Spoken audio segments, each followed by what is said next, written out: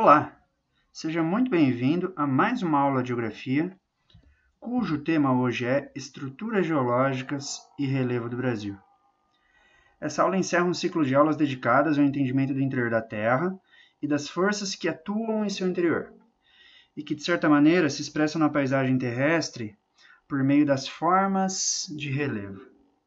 Nosso objetivo, então, é entender o que são essas estruturas geológicas geradas por essas forças internas da Terra, de que maneira essas estruturas geológicas condicionam a formação do relevo terrestre e quais são as principais formas de relevo que a gente pode encontrar no território brasileiro. Para a gente iniciar nosso debate, eu coloquei essa gravura, que representa cartograficamente, de uma forma bastante simples, é verdade, o relevo da América do Sul. Essa representação cartográfica ela foi publicada na Revista Brasileira de Geografia de 1942. Então é um desenho já bastante antigo. De lá para cá, com certeza, os conhecimentos relativos ao relevo terrestre evoluíram muito. No entanto, essa simplicidade desse desenho acaba destacando apenas o essencial, e isso a torna bastante interessante.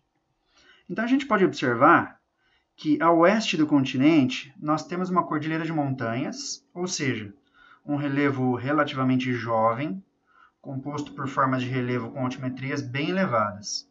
Já a leste do continente, a gente pode observar formas de relevo mais suaves, em função de processos erosivos bastante prolongados.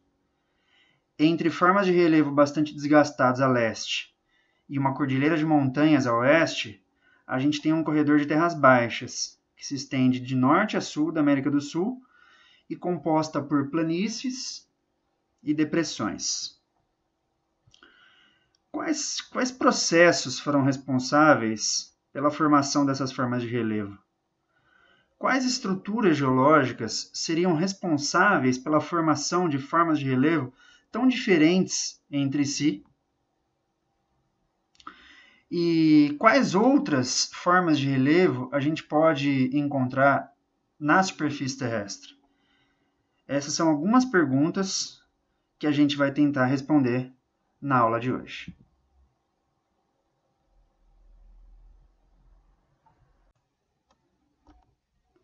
Vamos ler uma passagem publicada pelo professor Jurandir Ross no livro Geografia do Brasil.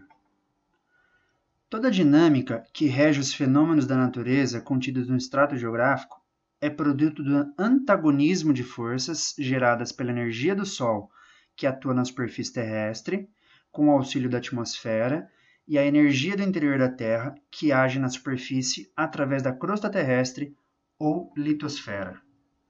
Ou seja, o que o professor está dizendo é que se nós olharmos para o horizonte, se nós observarmos essa forma de relevo em específico, mas a gente pode fazer esse exercício para qualquer outra forma de relevo, nós estamos diante de um antagonismo de forças, ou seja, forças opostas. Um grupo de forças exógenas, animadas pelo calor do Sol, que atua no sentido de desgastar e modelar o relevo terrestre, e um conjunto de forças endógenas, responsável por estruturar e induzir, de certa forma, as formas do relevo terrestre. É sobre essas forças endógenas que a gente vai falar um pouquinho mais. Então, nós estamos diante de uma forma de relevo. Relevo que nós podemos entender como uma forma da superfície terrestre. E nós sabemos também que o relevo é fruto de dois grupos de forças antagônicas, as forças endógenas e as forças exógenas. As forças endógenas estão relacionadas à dinâmica das placas tectônicas, enquanto as forças exógenas estão relacionadas à ação intempérica de um conjunto de processos físicos, químicos e biológicos.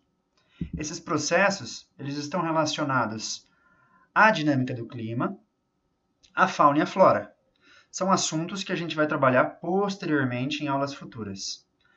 Já as forças endógenas podem ser divididas em dois grupos, o que nós já vimos em aulas anteriores: as forças ativas e as forças passivas. As forças ativas são as forças relacionadas ao orogenismo, epirogenismo e ao vulcanismo, enquanto que as forças passivas estão relacionadas aos tipos de rochas e ao arranjo estrutural das rochas. Então, quando a gente fala em forças passivas e forças ativas de um lado e a ação intempérica de uma série de processos do outro, a gente está falando da expressão na paisagem de um jogo entre forças esculturantes e forças estruturantes. E essa é uma maneira que a gente tem de compreender o relevo e os processos relacionados à sua formação. Falando um pouquinho mais, então, sobre as forças endógenas, nós sabemos que são as forças estruturantes do relevo terrestre e se dividem em dois grupos. As forças ativas, orogenismo, epirogenismo, vulcanismo. É importante a gente ressaltar que essas forças elas raramente atuam sozinhas. Em geral, é bastante comum que quando nós temos uma das forças ativas em atuação, todas as demais podem ser observadas simultaneamente. São essas forças que são responsáveis pela formação e distribuição das rochas, e também por todo um sistema de falhas e fraturas. Então vejam, quando a gente está falando em formação de rochas, distribuição de rochas, nós estamos falando ao mesmo tempo das forças passivas. Os tipos de rochas e o arranjo estrutural das rochas. Então, as forças ativas, no seu funcionamento, na sua atuação, elas acabam também sendo responsáveis e atuando simultaneamente com as forças passivas. Forças passivas essas que condicionam a ação das forças exógenas na esculturação do relevo. Então, forças ativas e passivas atuam simultaneamente e estão relacionadas ao que a gente entende pelas estruturas geológicas. Quando nós falamos em estruturas geológicas, nós estamos simultaneamente falando de um conjunto de forças ativas e também das forças passivas, porque a gente está falando em tipo de rocha, sim, mas estamos falando também na forma como essas rochas estão organizadas, no arranjo estrutural dessas rochas, e estamos falando também de um sistema de falhas e fraturas que são formadas, em última instância, pelas forças ativas.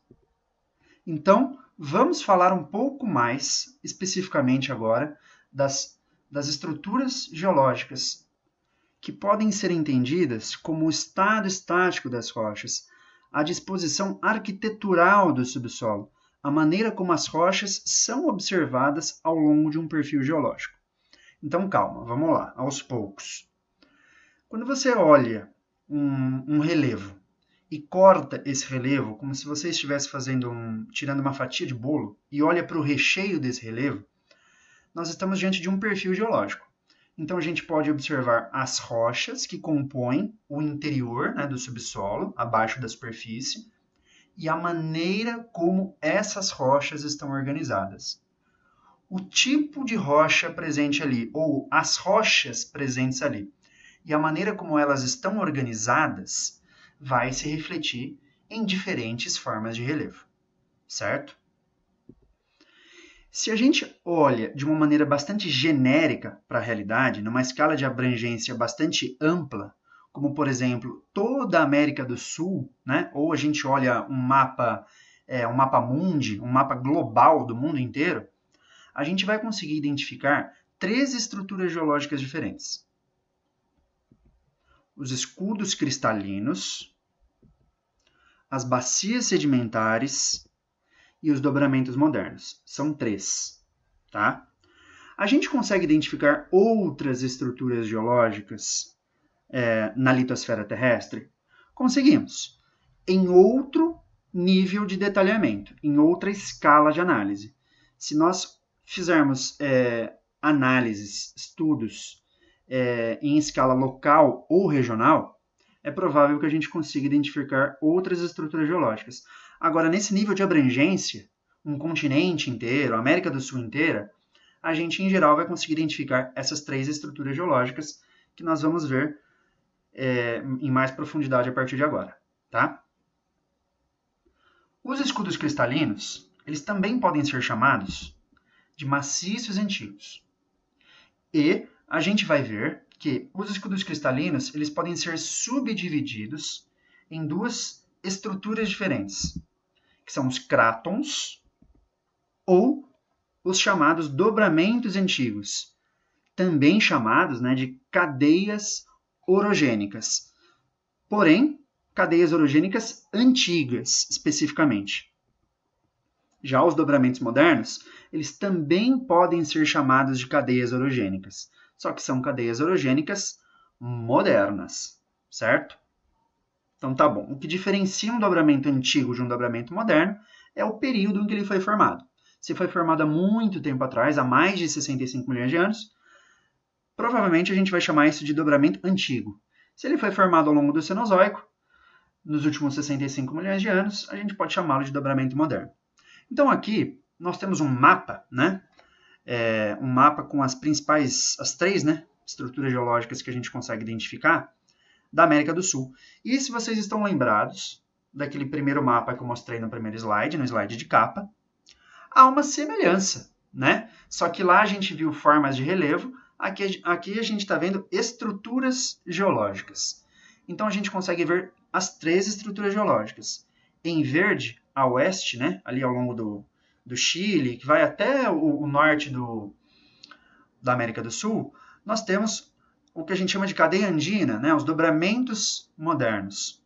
Nós não temos dobramentos modernos no Brasil. Tá? O Brasil não... Essa estrutura não faz parte do território brasileiro.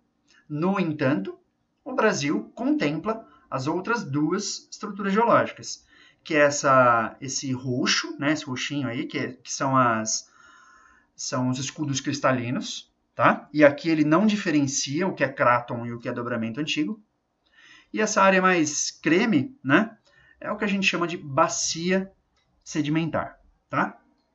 Então, no Brasil, o estudo do Brasil vai nos revelar escudos cristalinos, e nós temos no Brasil tanto crátons quanto dobramentos antigos, quanto bacias sedimentares, certo? Então vamos nos aprofundar um pouquinho mais agora nessas estruturas geológicas. Nesse slide, eu gostaria de diferenciar 2 estruturas geológicas diferentes: o dobramento, ou cadeia orogênica, e os escudos cristalinos, ou maciços antigos. Um dobramento é uma estrutura rochosa dobrada por forças tectônicas. Como assim, professor? Uma estrutura rochosa dobrada? Eu não vou colocar a imagem aqui para vocês de uma rocha dobrada, tá? Eu convido vocês a darem uma pausa nesse vídeo e darem uma pesquisada rápida no Google, escrevam rocha dobrada e vejam o que vai aparecer. É impressionante, tá? A gente consegue ver realmente, ao longo principalmente de cortes de rocha, de perfis de rocha, a gente consegue observar realmente que as rochas, elas literalmente dobraram, tá? Como é que um bloco gigantesco de rocha, um pedaço inteiro da litosfera, pode vir a dobrar, Como é que isso é possível? Bom, a gente precisa de pressão e temperatura. Aumento de pressão e aumento de temperatura. Essas 2 condições a gente encontra, por exemplo, no encontro de placas tectônicas, num limite convergente de placas tectônicas. Então, não é por acaso que é no limite convergente de placas tectônicas que nós teremos estruturas dobradas, os dobramentos modernos. Então, deem uma pesquisada aí no Google para vocês verem como é realmente essa estrutura que eu estou me referindo. Já os escudos cristalinos, são estruturas rochosas muito antigas, atualmente estáveis quanto à tectônica. Vejam, atualmente estáveis quanto à tectônica. Mas no passado, esses escudos cristalinos podem ter tido ou não algum tipo de atividade tectônica que também levou as suas estruturas a dobrarem. Dobrarem e se metamorfosearem, né? Surgindo aí rochas metamórficas nesse processo.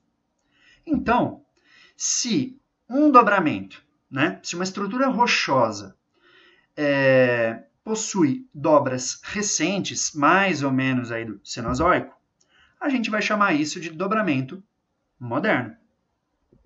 No entanto, se nós temos uma estrutura rochosa antiga, atualmente estável, e que, no entanto, no passado, tá, há centenas de milhões de anos atrás, antes do Cenozoico, sofreu algum tipo de processo de dobramento e atualmente está estável, mas no passado sofreu, a gente vai chamar essa estrutura antiga, né, esse escudo cristalino ou esse maciço antigo, de dobramento antigo, ok? Agora, é possível ainda uma terceira situação, né, onde nós temos blocos rochosos, pedaços de litosfera, que praticamente desde a sua formação original, tá? Praticamente desde o processo inicial de formação da litosfera, não sofreu nenhum tipo de transformação posterior. E de lá para cá só vem sendo desgastada, esculturada pelas forças exógenas. Essas estruturas muito antigas e que foram preservadas da atividade tectônica e que sobrevivem até hoje, lentamente sendo desgastadas, né, pelos processos de intemperismo e erosão, é o que a gente chama de cráton, certo? Apenas uma observação, pessoal.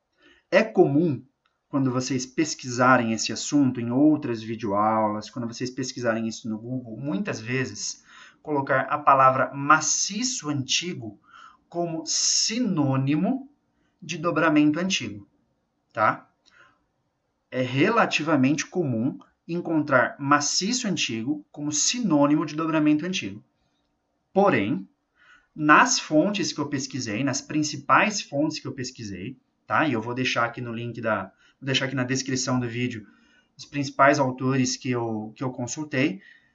Não é isso que se entende, tá? O Jurandir Ross, por exemplo, o Aziz Absaber, tá?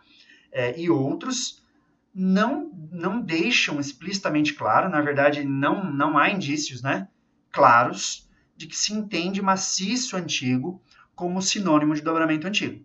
Maciço antigo é uma designação genérica tanto para dobramento antigo quanto para cráton, certo? Então, maciço antigo pode ser entendido como sinônimo de escudo cristalino, ok?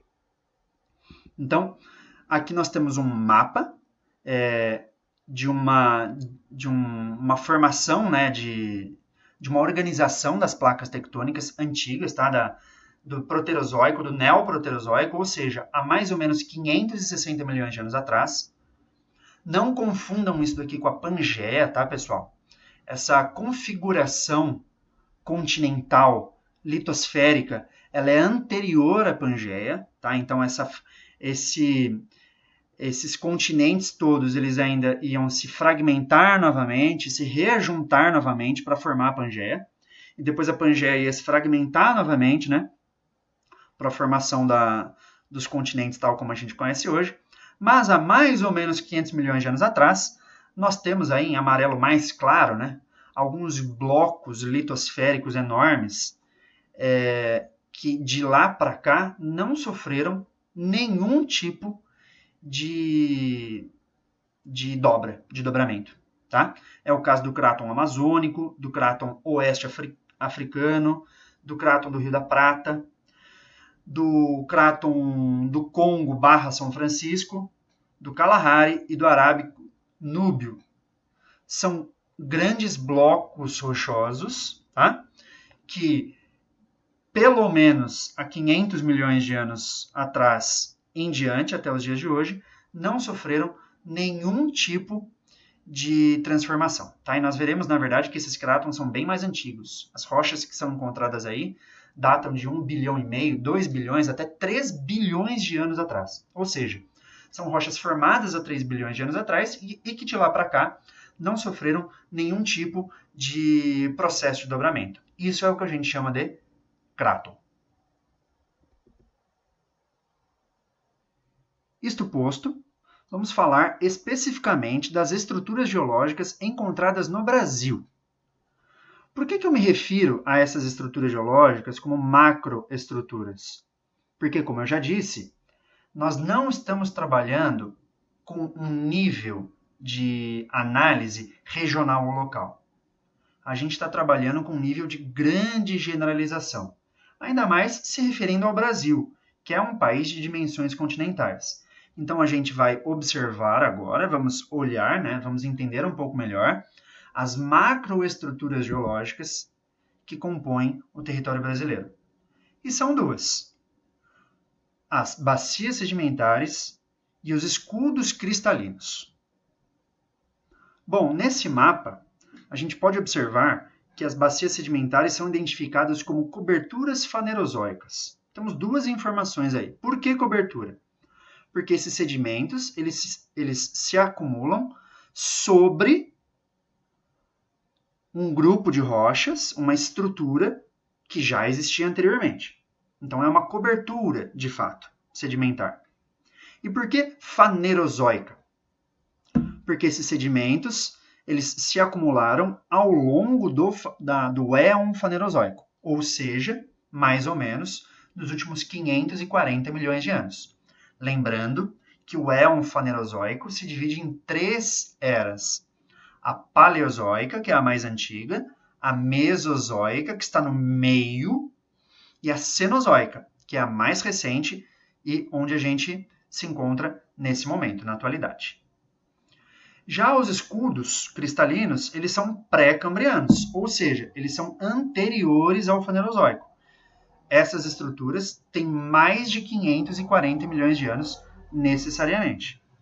E nesse mapa, nós conseguimos identificar 3 escudos diferentes: o escudo das Guianas, o escudo do Guaporé e o escudo atlântico.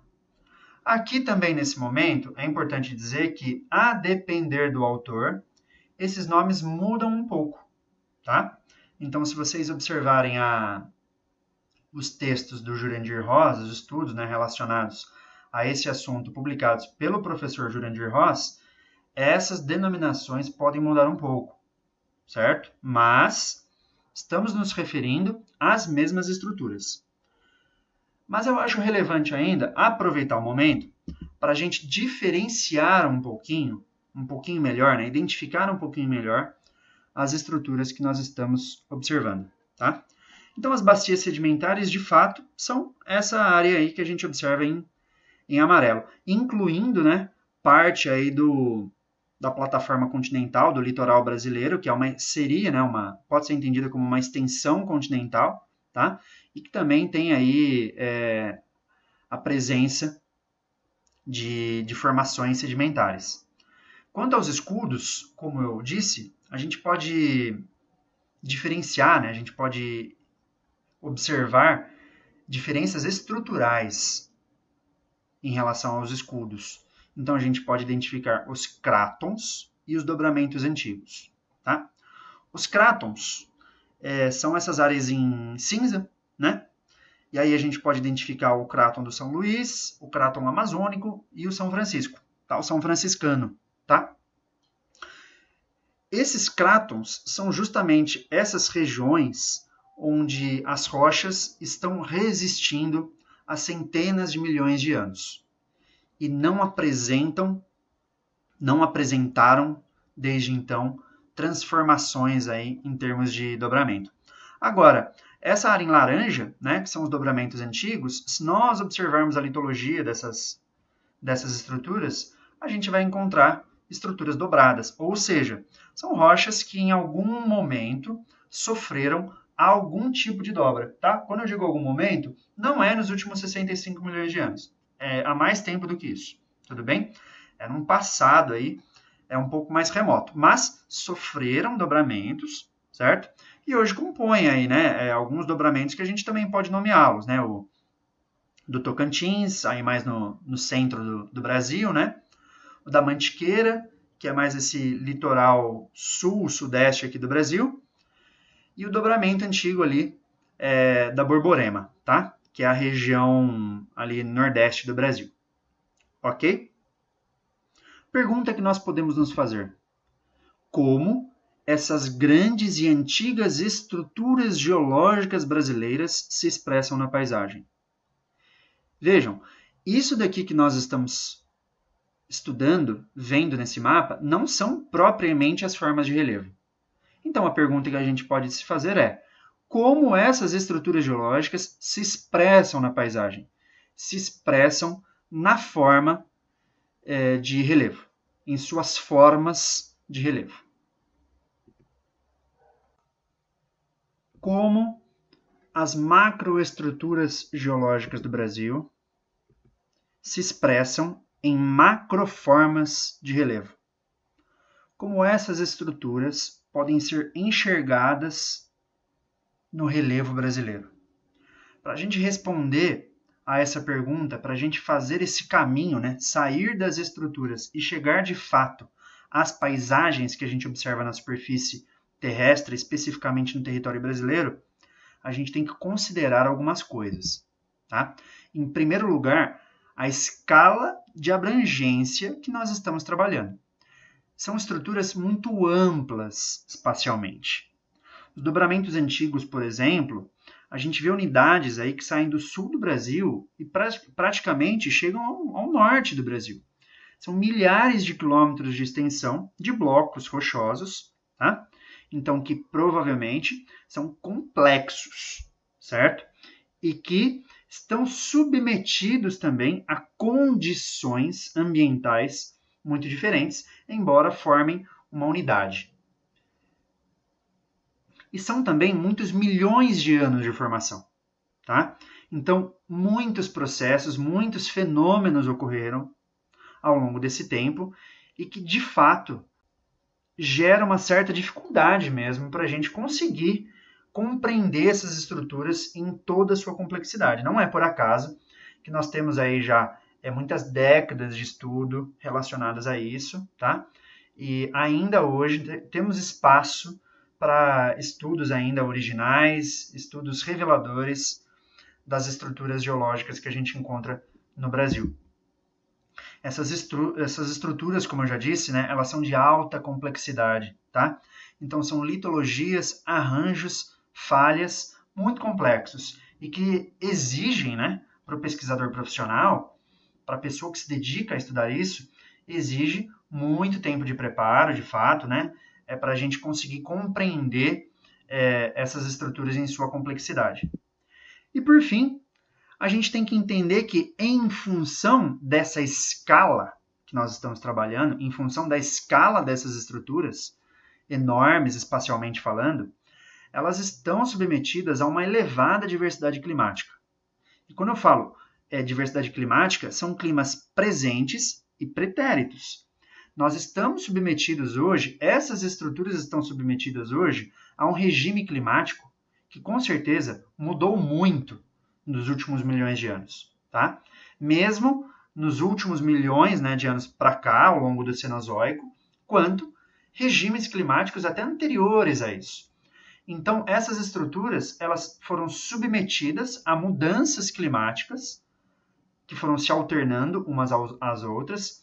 Cada um desses regimes climáticos produziu sobre elas resultados, feições diferentes, macroformas de relevo diferentes. Tá?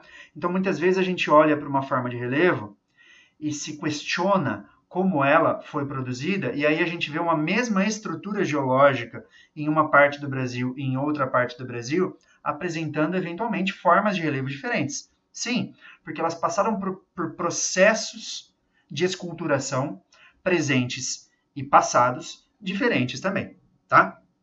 Então, esses ciclos climáticos, essas alternâncias climáticas presentes, né, do presente e do passado, também influenciam na forma como essas macroformas de relevo se expressam na paisagem.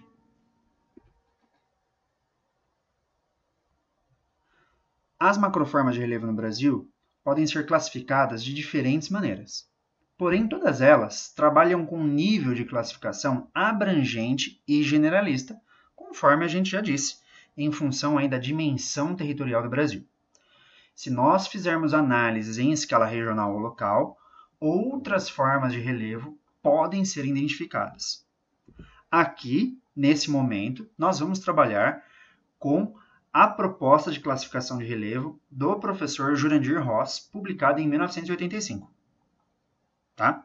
E segundo esta proposta, é possível identificar 3 formas de relevo básicas, ou seja, 3 macroformas de relevo: planícies, planaltos e depressões.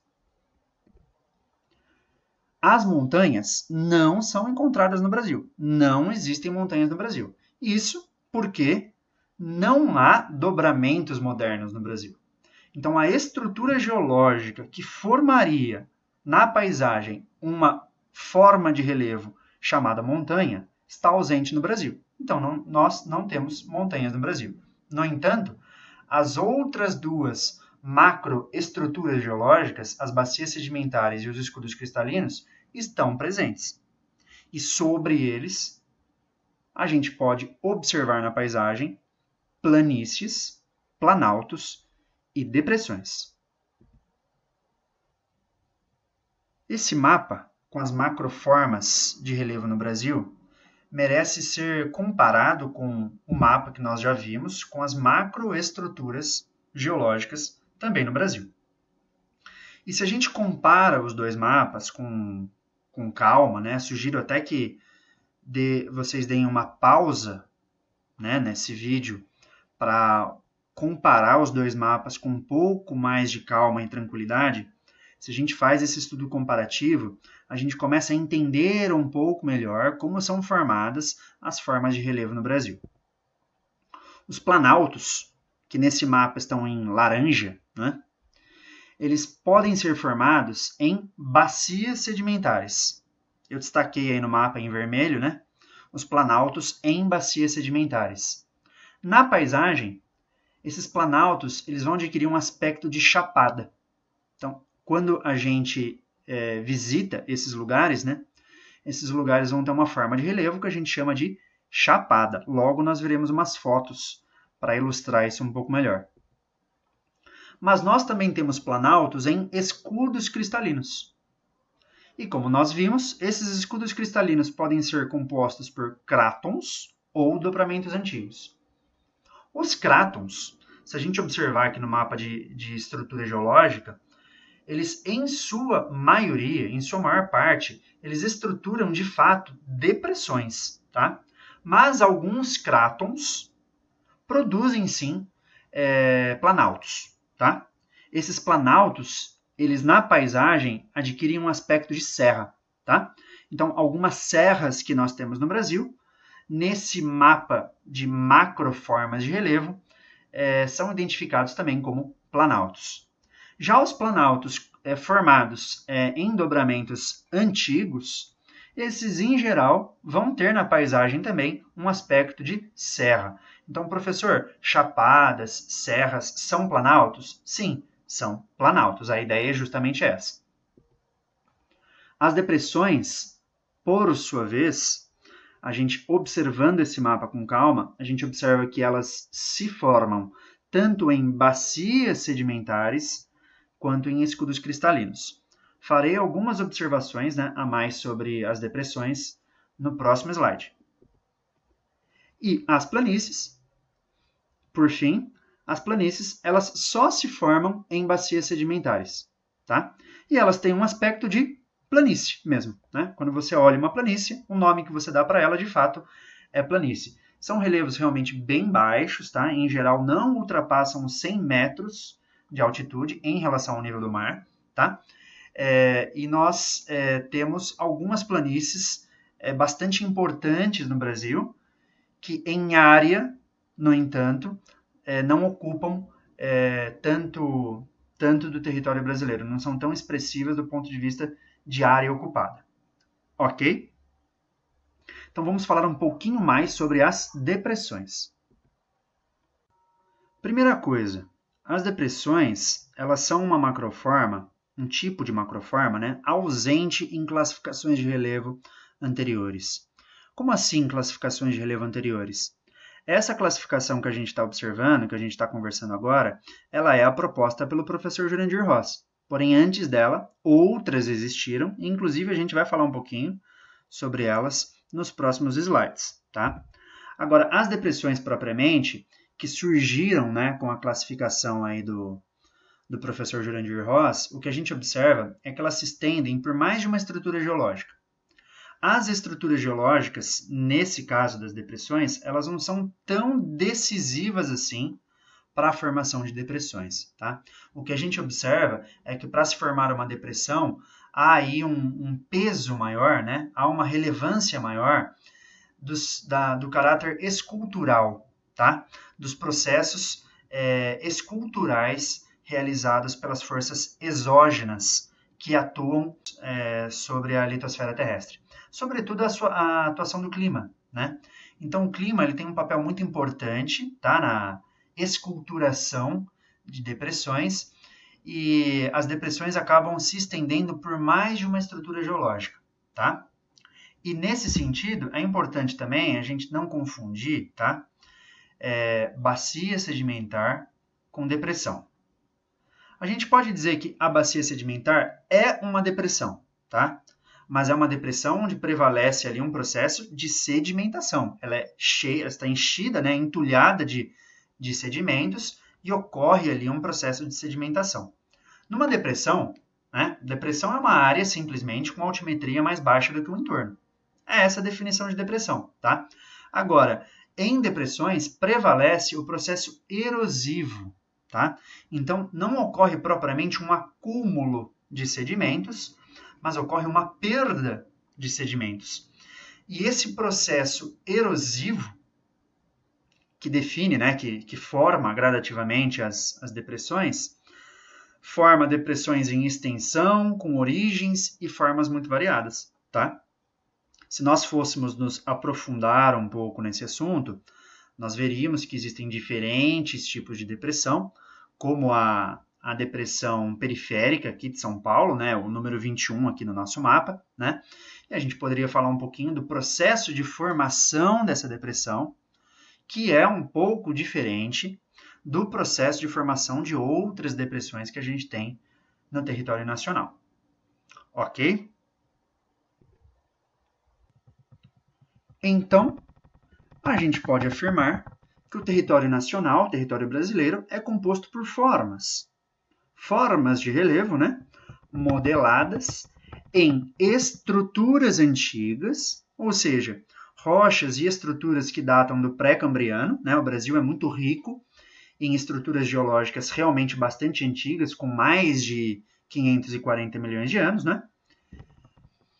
E formas modeladas por processos, alguns processos realmente bastante antigos também, e muitos processos mais recentes. Forças tanto endógenas quanto exógenas que datam do Cenozoico. Tá? Então, processos que ocorreram aí nos últimos 65 milhões de anos e que,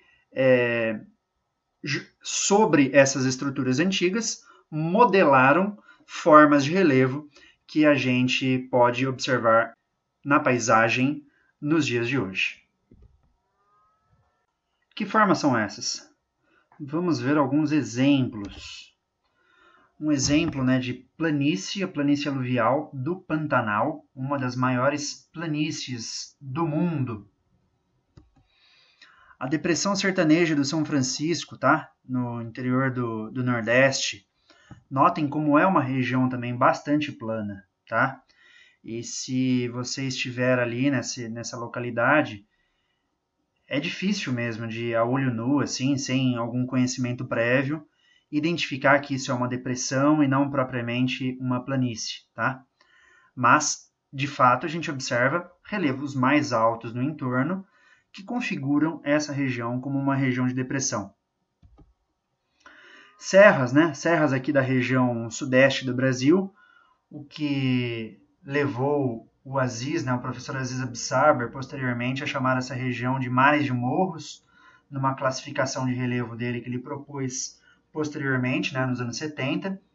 É um relevo mais movimentado, né, uma sucessão de serras. É uma região de planalto, né, uma macroforma que a gente daria o nome de planalto. Nós temos a Chapada Diamantina, né, um exemplo de chapada, um exemplo de planalto em rocha sedimentar. Então a gente pode observar como o relevo ele é esculpido de uma maneira bastante plana, reta, né? Parece que a gente cortou esse relevo mesmo, com régua, ele fica bem retinho. Isso é característico de uma região de planalto formada sobre rochas sedimentares, tá? Diferentemente aqui da região de serra, por exemplo, que é uma região mais composta por rochas cristalinas. A Serra dos Órgãos, né? No Rio de Janeiro também, que também é uma região de serras, né? Então é um relevo bem mais movimentado. O Monte Roraima, um exemplo de mesa, né? A gente chama essa forma de relevo de mesa ou meseta, né? Ali na divisa com Roraima, Venezuela e Guiana. É um relevo que se destaca na paisagem também, né? É uma outra forma de relevo que em detalhe a gente chama de mesa. Porém, dentro da classificação de relevo do Jurandir Ross, é mais um exemplo de planalto. Tá? E a planície amazônica, a extensa área de planície amazônica, né? A perder de vista, como nós dissemos já, em comparação a outras macroformas de relevo, as planícies no Brasil não são tão significativas assim, né? Do ponto de vista da ocupação territorial, de área. Mas, em termos de relevância ambiental, de importância ambiental, indiscutível. E a planície amazônica é um exemplo realmente impressionante em função da sua extensão e da sua complexidade ambiental. Essa classificação do relevo, né, baseada em planícies, planaltos e depressões, ela foi proposta pelo professor Jurandir Ross nos anos 80 e se beneficiou muito da grande quantidade de informações territoriais que os seus antecessores de fato não dispunham. Ao longo dos anos 70 e 80, um projeto chamado Projeto Radam Brasil utilizou de novas tecnologias, né, de sensoriamento remoto e permitiu, por meio de imagens aéreas, cobrir uma vasta área do Brasil. E essas imagens, posteriormente, né, devidamente tratadas e interpretadas, permitiram um amplo estudo do território brasileiro do ponto de vista ambiental. Então, permitiu-se, né, um levantamento até então sem precedentes em relação à geologia, à geomorfologia, à pedologia e outros aspectos, né, do território nacional. Então, o professor Jurandir ele pôde elaborar um mapa de relevo do Brasil muito mais rico de detalhes do que os seus antecessores. E que antecessores foram esses, né? O professor Aziz Absaber, nos anos 60, fez uma proposta de classificação do relevo brasileiro muito importante, que inclusive serviu de base até, né, para o professor Jurandir Ross desenvolver, né, nos anos 80 a proposta dele. E antes do Aziz Absaber, nós tivemos a contribuição do professor Haroldo de Azevedo, que inclusive foi professor do Aziz Absaber, né? Foi uma proposta nos anos 40. Então vocês podem imaginar, né, que ao longo dos anos 40 e até mesmo ao longo dos anos 60, as condições de trabalho, as condições de estudo eram muito mais limitadas. E naturalmente,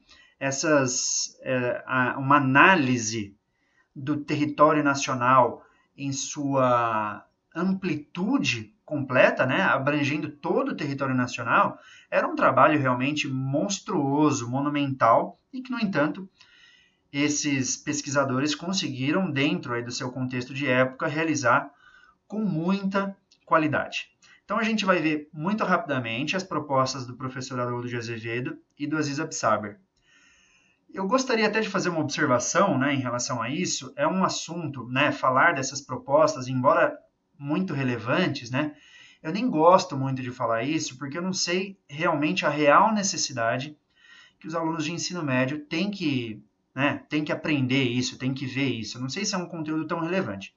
No entanto, o ensino médio ainda, baseado muito, né, na lógica do vestibular, tem que cobrir esse assunto porque os vestibulares insistem em cobrar esse tipo de conteúdo nas provas, né? Então, espero que no futuro a gente possa fazer uma outra abordagem em relação a essas classificações, né? Mas no momento a gente tem que se aproximar um pouco disso porque ainda é assunto de vestibular, eu ainda vejo com uma certa frequência questões de vestibular cobrando uma análise, muitas vezes até comparativa, entre as classificações do Jurandir Ross e seus antecessores.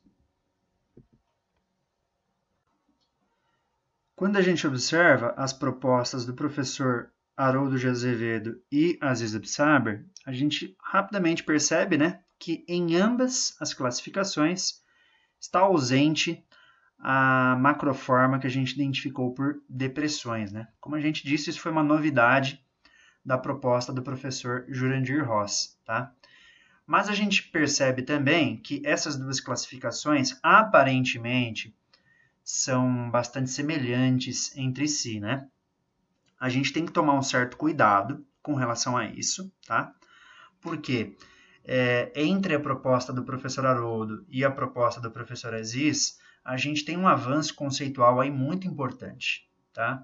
Se a gente for se aprofundar aí na metodologia, né, empregada pelos dois autores, a gente vai ver que, apesar dessa aparente semelhança, não é?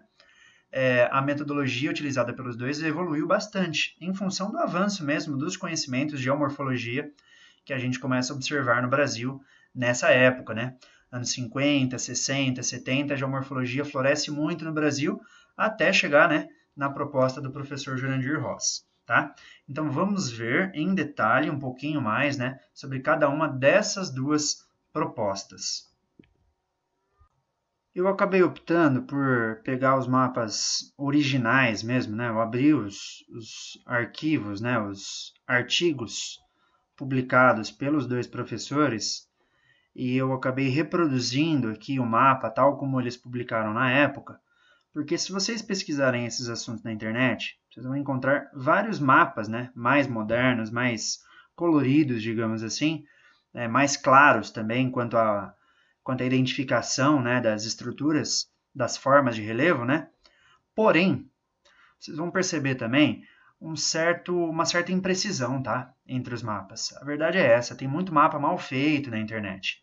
Então, como eu não pretendia fazer mesmo um mapa do zero, né, para colocar nesse slide, eu preferi, apesar, né, de ser um mapa em preto e branco, preferi trazer os mapas originais, porque pelo menos a gente é mais fidedigno com relação às propostas dos dois professores, tá?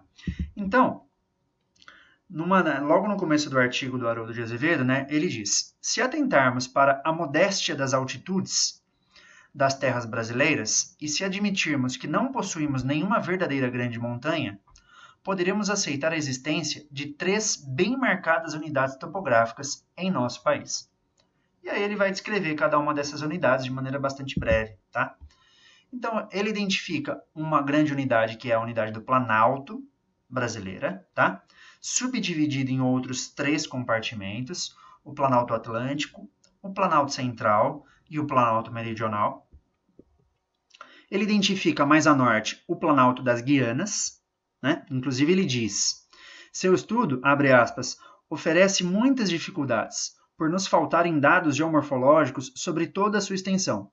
Mesmo assim, né, ele consegue identificar 2 compartimentos internos ao Planalto das Guianas, né, que é o Planalto Cristalino e a região serrana. Então vejam, esses autores, né, o Haroldo e mesmo o Aziz, se a gente lê o artigo deles, eles reconhecem as dificuldades, né, e eles reconhecem também que provavelmente as propostas deles serão modificadas no futuro em função aí do avanço mesmo, do acúmulo de conhecimentos relativos ao território nacional, tá?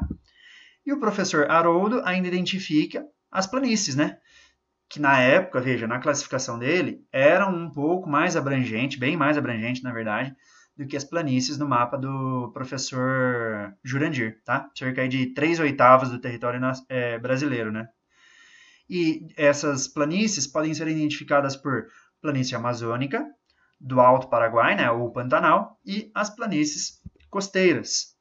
E o Haroldo, ele se utiliza de um critério ipsométrico, né? Ou seja, ele identifica 8 unidades de relevo baseadas no seguinte critério: as formas, né, de relevo acima de 200 metros, o que ele classifica por planaltos, que são 5 unidades, e que correspondem a 59% do território nacional.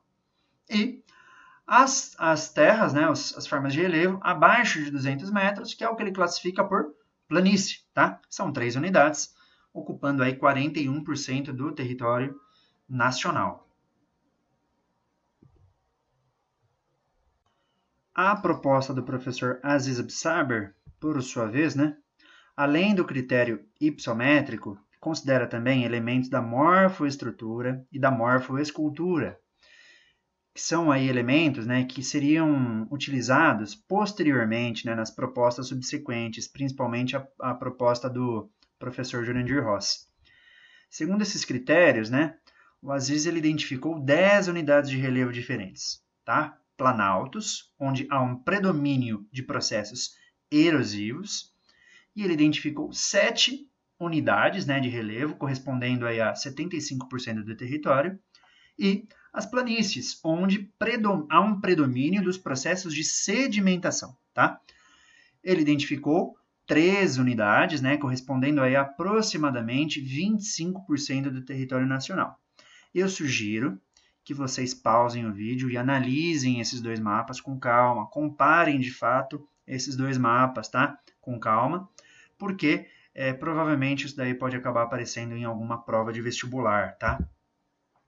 Nos anos 70, né, o professor Aziz ele ainda foi pioneiro numa nova proposta de classificação do relevo, baseada nos domínios morfoclimáticos, segundo o qual privilegiam-se os efeitos dos climas atuais na modelagem do relevo brasileiro. Então, o Aziz ele olha, né, para o território nacional e busca identificar os efeitos, né, dos climas atuais sobre esse relevo. Então, ele vai conseguir enxergar uma outra classificação, tá? Que é a dos domínios morfoclimáticos, que é um outro assunto que a gente vai se dedicar aí num outro momento a entender melhor essa classificação do professor Aziz, que, no entanto, é muito importante também.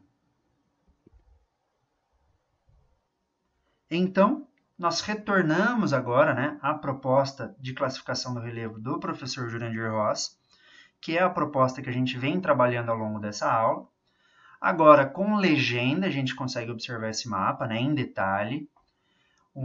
As macroformas de relevo divididas em planaltos, depressões e planícies e suas subdivisões internas, segundo aí a metodologia proposta pelo professor Jurandir Ross, né?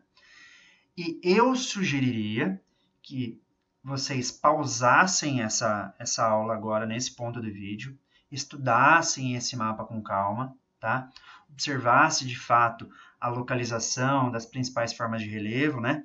Eu sugeriria, inclusive, que se pesquisasse um pouco mais sobre esse mapa na internet.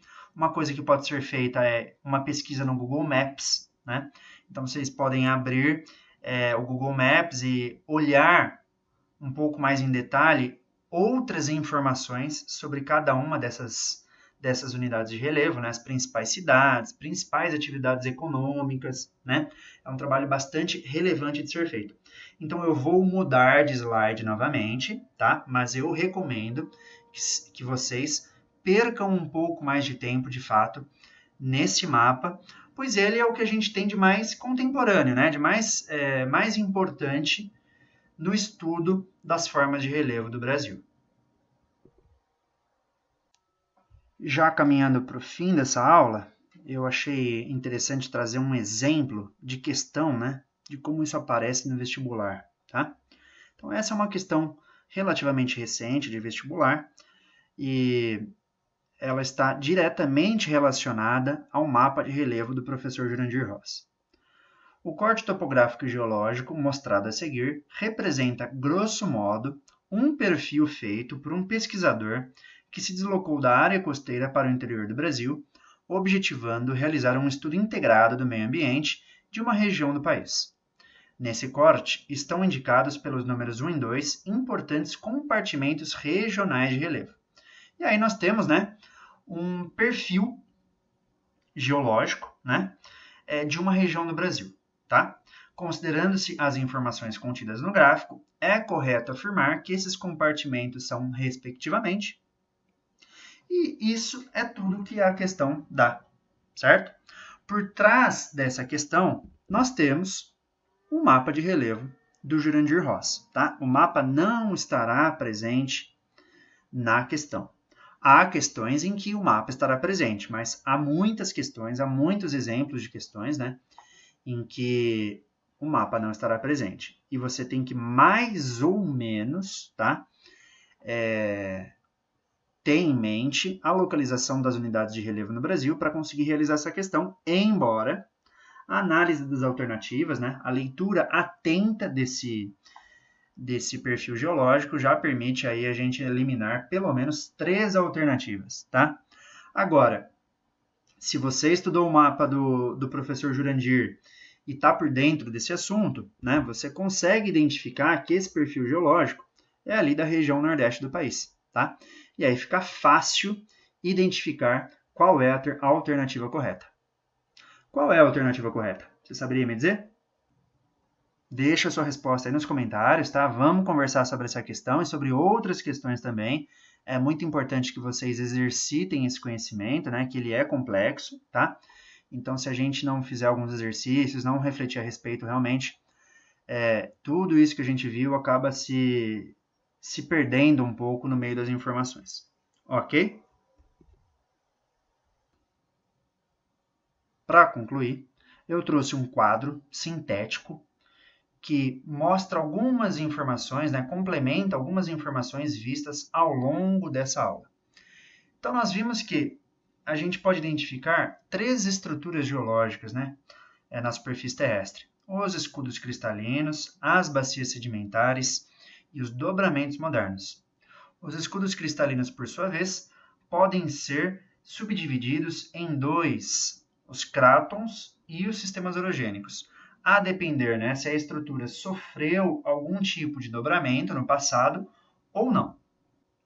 De maneira geral, os escudos cristalinos eles são muito antigos. Eles datam do pré-cambriano, né? Então, são estruturas com até 3 bilhões e 600 milhões de anos, tá? Então, são realmente estruturas bastante antigas. Os crátons, especificamente, né? Eles datam do Arqueano e do Proterozoico inferior. Como assim Proterozoico inferior, né?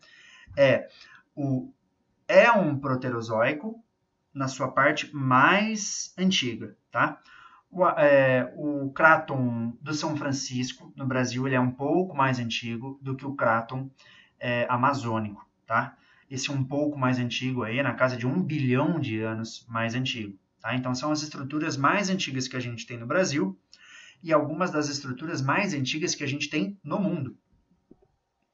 Os sistemas orogênicos, por sua vez, eles datam do Proterozoico superior. Então, vejam, é um momento já posterior ao Proterozoico, né, inferior.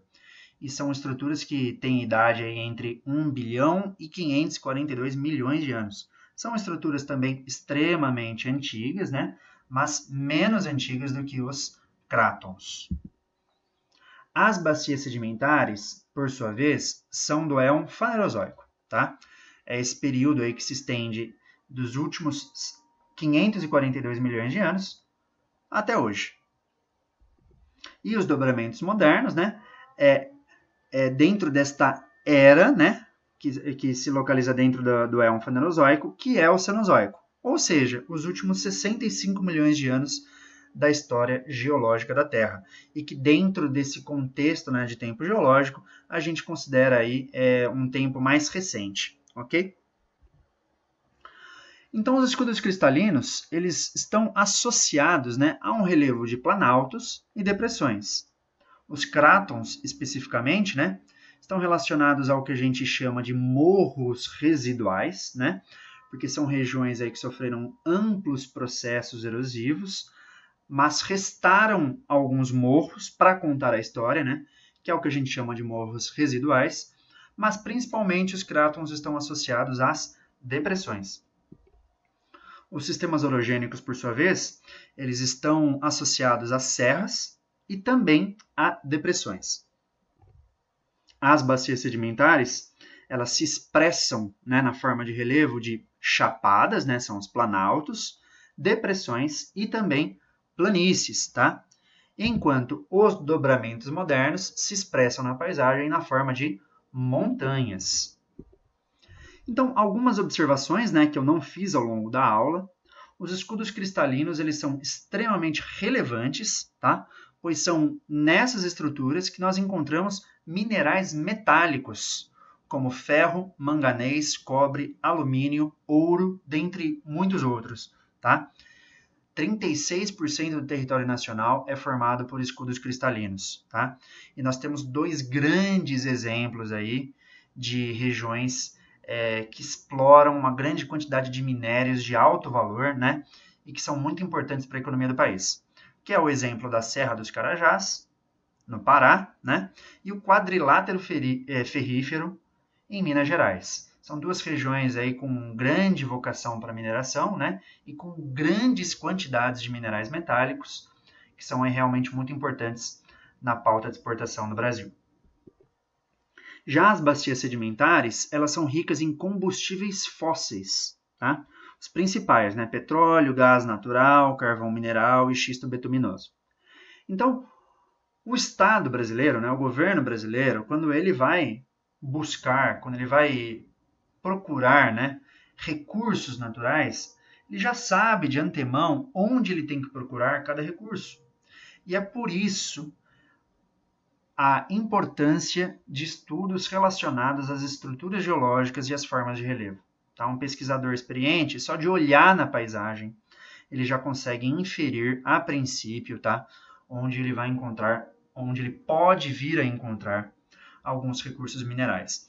E é por isso que o governo, ao longo da história do Brasil, né, investiu em pesquisas nesse sentido, porque, de fato, essas pesquisas são extremamente importantes para o desenvolvimento não só do Brasil, mas de qualquer país. Tá? Se você não estuda as suas estruturas geológicas e as suas formas de relevo, você fica incapacitado aí realmente de entender melhor a riqueza mineral do território nacional, ok? Para encerrar, né?